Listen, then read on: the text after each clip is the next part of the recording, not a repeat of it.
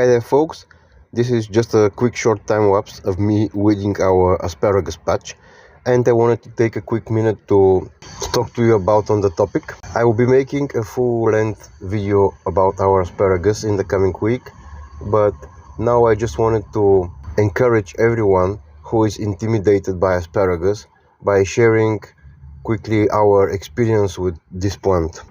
All of our asparagus are grown from a single package of seeds, Conover's colossal variety, which we got for about $2. And since then, I have harvested thousands of seeds, starting on the third year, which I shared with my local gardening community. So the investment has been very low. The asparagus is very easy to grow from seed, and this patch where they are planted, it has never been dug over, it has never been thoroughly weeded, it never had weed mat, it never had watering. We have never watered the asparagus, and it's also under trees, so rather shady in summer. You can see that the conditions are certainly not optimal. The asparagus is not planted at all in the way which you'll find YouTube videos or articles on the internet advising, with deep trenches and piles of compost underneath the roots. We do not mount the asparagus, we do not put buckets on top of it to blanch it, because the Conover's colossal is a green variety, so it does not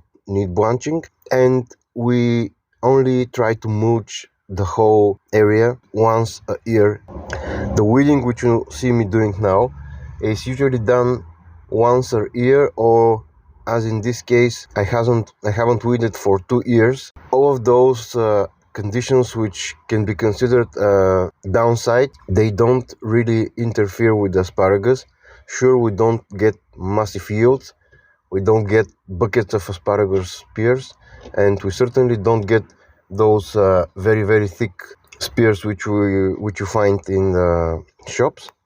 But what is way more important to me is that the amount of asparagus which we get is enough for our needs, and the kids eat the thing raw from the garden. They just go and snap the tops of the asparagus spears and just munch them on the spot. This will be always much more important than looks or doing things in the ideal way. In my permaculture practice, I usually strive for a balance of minimal effort and input and maximum output. After I have weeded the asparagus patch, I dumped 200 liters of wood chips, which is a very rare resource to be found here for free, but we did manage to find some, and I decided to use it for the asparagus, which hasn't been mulched with wood chips in maybe 3 or 4 years, and all of the previous wood chips have of course been incorporated into the soil. And that's about it for today. Be sure to subscribe to my channel and look in the near future for a more complete video on asparagus, when I will talk more in depth about how we started growing it and how it's going so far. See you in the next one, folks.